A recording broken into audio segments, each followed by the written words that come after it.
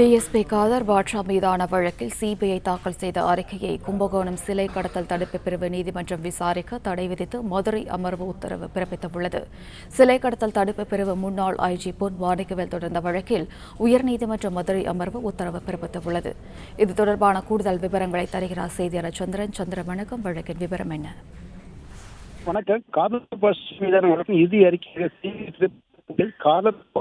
வழக்கில் சிபிஐ தாக்கல் சம்பந்தப்பட்ட நீதிமன்றம் விசாரிக்க தடை மதுரை அமர்வு உத்தரவிட்டுள்ளது. காதர் பாட்ஷாவுக்கு சாதகமாக சிபிஐ நடவடிக்கை இருப்பதால் சந்தேகங்களை பொன்மாணிக்க தரப்பு நீதிமன்றம் வாதம் வைத்துள்ளது.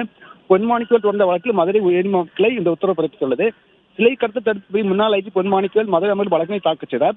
அது கடந்த 2017 ஆண்டில் விருதுநகர் மாவட்டம் அருப்புக்கோட்டை பகுதியில் கண்டெடுக்கப்பட்ட பழமையான சிலைகளை மோசடி செய்தார் டிஎஸ்பி காதர் பாட்ஷா மீது போலீசார் வழக்கு பதிவு செய்தனர். பின்னர் இந்த விவரம் சிபிஐ மறுவிசாரணை நடத்தும்படி மதுரை நீதிமன்றம் 2022 உத்தரவிட்டது. அதன்படி காதர் பாட்ஷா மீது ஒரு வழக்கும் என் மீது வழக்கில் சிபிஐ 2 வழக்கு பதிவு செய்தது.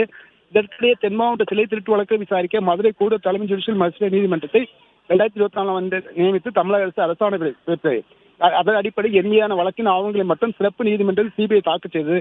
ஆனால் காதர் பாட்ஷா மீது பதிவான வழக்கில் முகாந்திரம் இல்லை என்ப அந்த வழக்கை முடித்து வைக்கிறது என குறிப்பிட்ட அறிக்கையை சிறப்பு நீதிமன்றம் தாக்கல் செய்யாமல் மற்றொரு நீதிமன்றம் சிபிஐ தாக்கல் செய்வதை ஏற்கக்கூடாது ரத்து செய்ய வேண்டும் என கோரியிருந்தார்.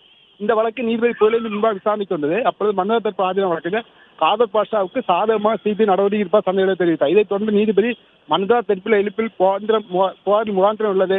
எனவே காதர் பாட்ஷா மீதான வழக்கில் சிபிஐ தாக்கல் செய்த அறிக்கையை சம்பந்தப்பட்ட நீதிமன்றம் விசாரிக்க தடை விதிக்கப்படுகிறது. இந்த வழக்கில் சிபிஐ உரிய பதிலளிக்க உத்தரவிட்டு வழக்கு விசாரணை ஜூன் மாதத்துக்கு ஒத்திவைத்துள்ளார். நன்றி சந்திரன்.